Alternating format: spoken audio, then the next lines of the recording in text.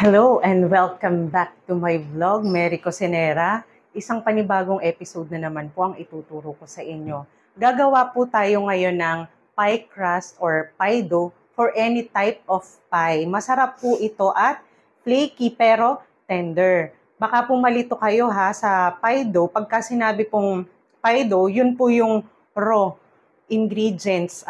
Bago pa po natin i-roll out at ilagay sa pie dish, ang tawag po doon ay pie dough. Pero once po na yan po ay na-rolled out na natin, handa na po siyang saluhin ang filling, yan po ay pie crust na. Madali lang po ito, syempre hindi po mawawala ang technique kung paano maging flaky, pero tender ang ating pie dough or pie crust. So, madali lang po ito, kayang-kaya nyo, at hindi naman karamihan ng ingredients na ginagamit sa paggawa ng pie crust. Pero importante po ang technique na ating gagamitin. At yung technique po dito na i-apply ko, pwede nyo rin po yung i-apply sa inyong pie crust na recipe. Kung hindi nyo man po ito gusto at meron kayong kinikip-kip o tinatago dyan, pwede nyo po itong i-apply. Kaya naman po ngayon, sisimula na po natin. Pagsasama-samahin po muna natin ang ating mga dry ingredients, all-purpose flour. Medyo marami po itong gagawin ko. Ang ilalagay ko pong mga exact measurement dito ay para sa isang recipe lang po. Makakagawa na po kayo dyan ng egg pie. Kapag medyo malaki egg pie or pot pie, granulated sugar. Importante po na malinis ang ating kamay kasi gagamitin po natin yan. So, haluin lang po natin. Meron po ako ditong malamig na tubig. Lalagyan po natin yan ng acid. 2 teaspoon. Ay, doble nga pala yung sa akin. So, 1 teaspoon lang. Yan ay sikreto sa pagpapalambot ng pie dough. Ang paglalagay po ng acid sa pie dough, yan po ay palalambutin niya ng ating crust. Tumutulong po yan para mapababa ang protein ng harina. Just a small amount will do the trick. Then, iset aside po muna natin. Ilalagay ko po muna sa chiller para hindi mawala ang lamig ng ating tubig. Meron din po ako ditong butter unsalted. Malamig po ito, super lamig. Ang butter po ay para sa flakiness at syempre para po flavorful. Gagamit din po tayo ng malamig na shortening. Kung ang butter po ay para sa flakiness, ang shortening naman po ay para sa tenderness. So, simulan na po natin. Pwede po tayong gumamit dito ng food processor para mas madali. Pero itong ituturo ko po sa inyo ay ang basic. Itong cold butter po natin, ilagay na po natin sa ating dry ingredients. Ganon din po itong ating malamig na shortening.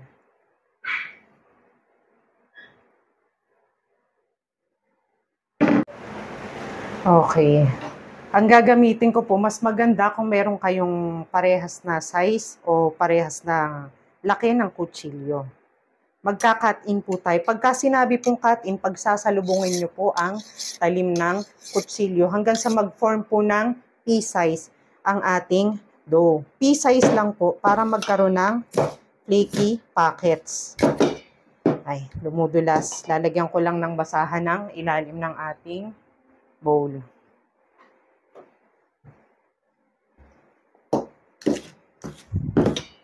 Kasama po talaga ang harina dyan sa pagka-cut in.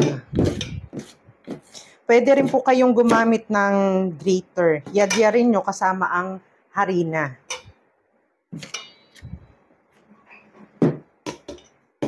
Okay. Tuloy-tuloy lang po hanggang sa lahat ay maging pea-size na.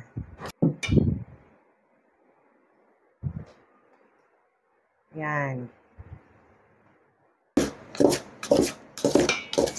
Makikinig nyo yung mga talim ng kutsilyo nyo po pagka nagka-cut in ay nag-uumpugan para kayo naghahasa ng kutsilyo. Okay. Malapit-lapit na siya, oh.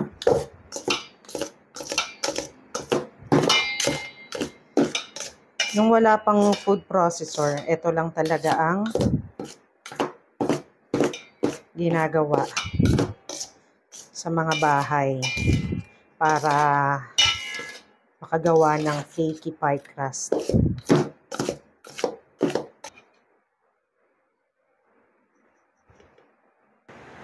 Ngayon naman, mag-a-add tayo ng cold water. Pwedeng gumamit ng tinidor. Okay, dahan-dahan lang. Pwede rin po ang mga daliri. Daliri lang po, hindi kasama ang palad kasi para hindi ma-overwork ang ating dough. Pwedeng hanggang sa matapos na, tinidor lang yung gamit nyo. Malalaman nyo yung okay na until it holds together. Papakita ko rin po gamit ang mga daliri. Importante po na hindi na overwork ang ating dough. Okay, gagamitan ko po ngayon ng mga daliri. Kapag ka po yan ay nakita nyo na in between sa ating fingers, kapag ka pinrest nyo ay nag-hold together, yan po ay pwede na. Medyo madikit talaga siya pero mawawala din yan pagka firm na ang ating dough.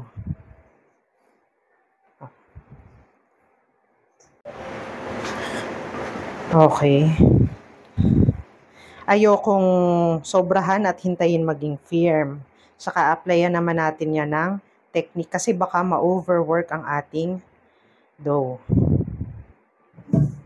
Ililipat ko sa maliit-liit na bowl.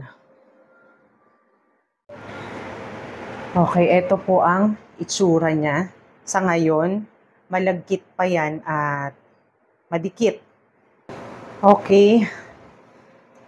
Ngayon naman po ang technique natin sa paggawa ng flaky crust.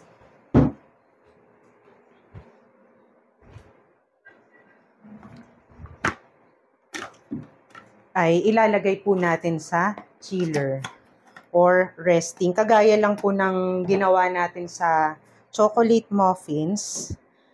Ang magiging benepisyo po ng ating dough dyan ay magiging hydrated ang harina. Ma-enhance po ang flavor at ang texture. Mas madali din po i-handle. Maroroll natin ng mabuti. Hindi siya magiging madikit. Then, marerelax po sa chiller ang gluten ng ating dough. So, mape-prevent po natin ang shrinkage. At isa pa, di ba gusto po natin sa crust yung flaky, mas magiging firm po ang ating dough. Magka-create po yan ng flaky layer na habang binibake. Pag-melt po yung fats. Habang binibake siya, magiging flaky ang ating crust. Ang minimum po ay 2 to 4 hours. Ang optimal po ay 24 up to 48 hours. Sufficient na po yun para sa ating dough. Pero kung gusto nyo po mas matagal, okay lang po ito. Basta mas store nyo po ng maayos sa freezer po, hindi po sa chiller. Kapag more than 48 hours po, freezer na po ang katapat niyan. Ibalot nyo po sa cling wrap. Then ilagay nyo pa po sa freezer bag or resealable bag bago nyo ilagay ang dough sa ating freezer para po ma-prevent ang freezer burn at saka ang amoy ng freezer natin, yung mga kung ano-anong nakalagay, syempre, para hindi po ma-absorb ng ating dough. So, ako po ay, ilang oras ba yung, so bukas na lang, overnight po yung sa akin, yung kalahati nito, pero yung another half, ipi-freezer ko po yun para sa mga susunod ko pang vlog. Ang technique na po na yan ay resting. Importante po yun. At pwede nyo po yung i-apply sa inyong mga pie recipe. Okay, ito po sa ating chiller ang ating dough. See you tomorrow. Sobrang firm niya na. So, madali na po yung i-roll. Okay, simulan na po natin. Oh, ito pong gagamitin ko na pie dish or pie plate ay 7-inch. Yung filling po ng ating egg pie ay labis po dito kasi 7-inch lang po. Yun po ay good for 9-inch na pie plate. So, ito po ang uunahin kong imolde ang ating gagamitin sa egg pie. Kukuha lang ako dito ng kasya dyan. Pagka may trimmings naman, wala naman niyang problema. Ibabalik sa chiller. Okay. Malinis po itong aking lamesa. Dinidisinfect po yan. 3 times a day. Lagyan natin ng konti lang.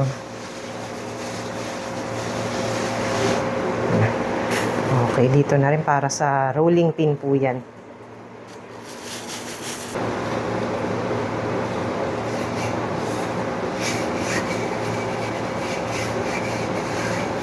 Importanteng harinahan, lalo na po ngayon ang init. Pero kung naka-aircon naman kayo, kahit wala na yan.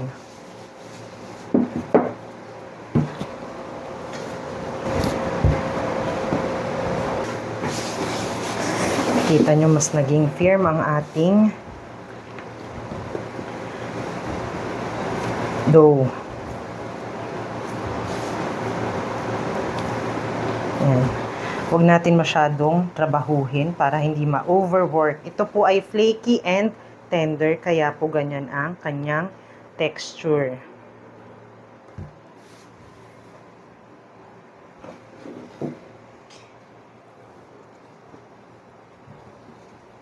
Yeah, medyo matigas pa.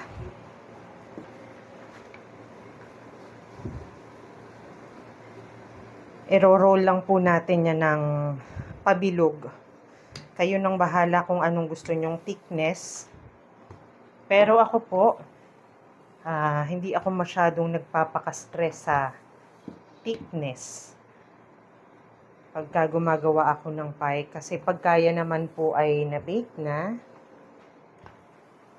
wala na pong makakapagsabi kung perfect o hindi ang inyong crust. Ang importante po dyan ay ang texture at ang flavor. Yan. Okay na to. Ayoko siya masyadong ma-roll kasi baka mag-shrink. Hindi ko na rin po problemahin yung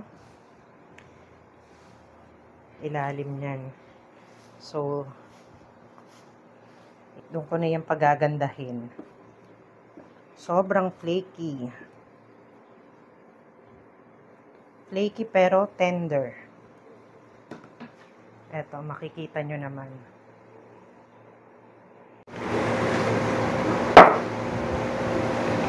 Kapag ilalagay po sa pie plate, mas maganda kung i-roll sa rolling pin, then i-unroll natin sa pie plate without stretching.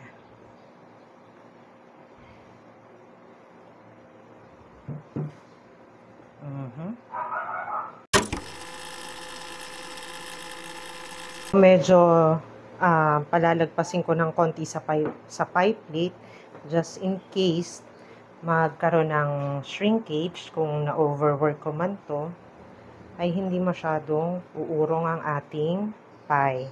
Pero mamimaintain yan ang shape. May gagawin tayo dyan. So, ayan ang ating crust. Meron na tayong crust nahulma na siya. So, ang tawag na sa kanya ay hindi na po pie dough kung hindi crust na. So, pwede nyong lagyan pa ng design. Pero ako hindi ko na pine-perfect talaga yan. Kasi, tender nga. So, ayan. Lagyan lang natin ng ganyan sa gilid. Okay, ito na po ang ating crust. Okay, ito po sa chiller. Diyan muna siya. See you later. Ito pong gagamitin natin na crust sa egg pie. Ibe-bake po natin to partially ng 15 minutes sa 375 degrees Fahrenheit. Kailangan preheated po ang ating oven, syempre. At para ma-maintain po natin ang shape, ma-prevent natin ang shrinking o kaya puffing out, lalagyan po natin ng pie weights. Nabibili po ito online. Kung wala naman po ay munggo. Kulang din to. So, ipapakita ko sa inyo. Latagan po natin ng aluminum foil ang ating crust. Ito po ay para ma-maintain ang shape at ma-prevent ang puffing out. Ang kagandahan po kapag na-blind bake natin ang crust bago natin ilagay ang ating custard filling, mas nagiging flavorful po hanggang ilalim at hindi soggy. Hindi rin lasang bland, yung bang parang raw, yung pinakang ilalim. So, masarap siya hanggang sa pinakailalim. Kaya, mas gusto ko po ang binibake partially bago ko ilagay ang custard. Okay, papakita ko po. Okay, ito po ang tinatawag na pie weights. Importante po na may aluminum foil po muna dito. Then, nakukulangan ako. Kung wala kayong pie weights, pwede po kayong gumamit ng mga munggo o kaya beans.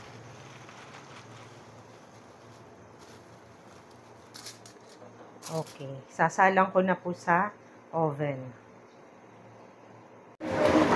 Okay, ito na ang ating partially baked na crust.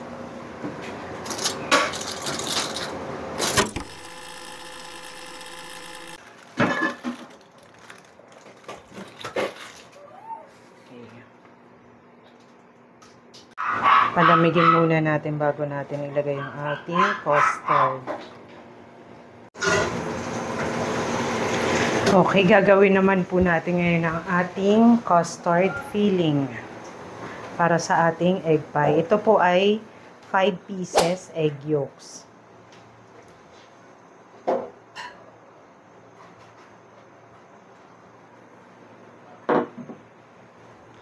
Evaporated milk. At isang latang condensed milk. Okay, ang sikreto po para maging smooth and creamy ang ating custard, hahaluin lang po natin yan ng hinay-hinay or dahan-dahan. Para maiwasan po natin na mag-curdle ang eggs o mag-form ng clumps during baking. Sasalain po natin ng 3 beses.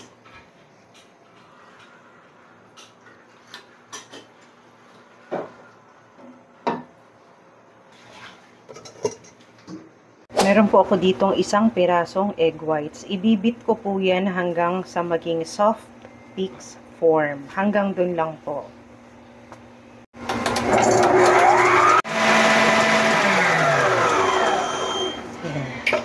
Okay na po siya. Buhos lang po natin dito sa ating custard.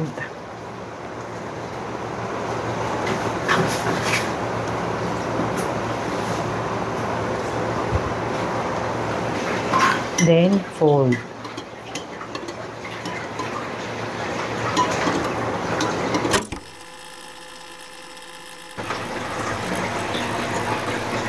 And then, lalagyan na po natin ang ating crust. Ito na po sa oven, 350 degrees Fahrenheit. Masyado pong nagbabrown ng ating egg pie. Kulang pa yan ng 15 minutes.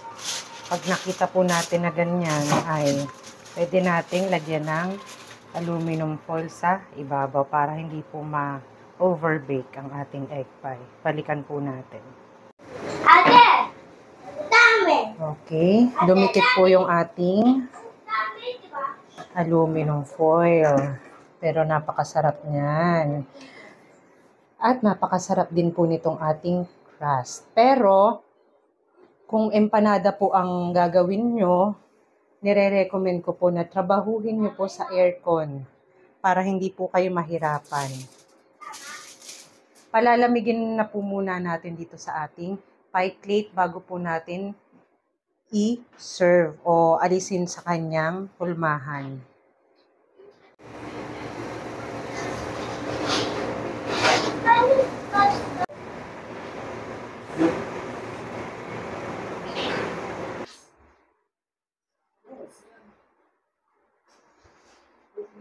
Sige, explain ka mo po eh. Hindi ako masyadong ano. Sige no. Medyo creamy. Creamy talaga yan. Rate mo na lang kung hindi mo kayang i-explain ang texture. I-rate mo 1 to 10. 10. Yung totoo, baka 10 nga. mamaya dahil sa nanay mo lang ako. 10 nga. Bakit 10? Masarap. Okay. Sabihin mo sa kanila, thank you for watching. Thank you for watching.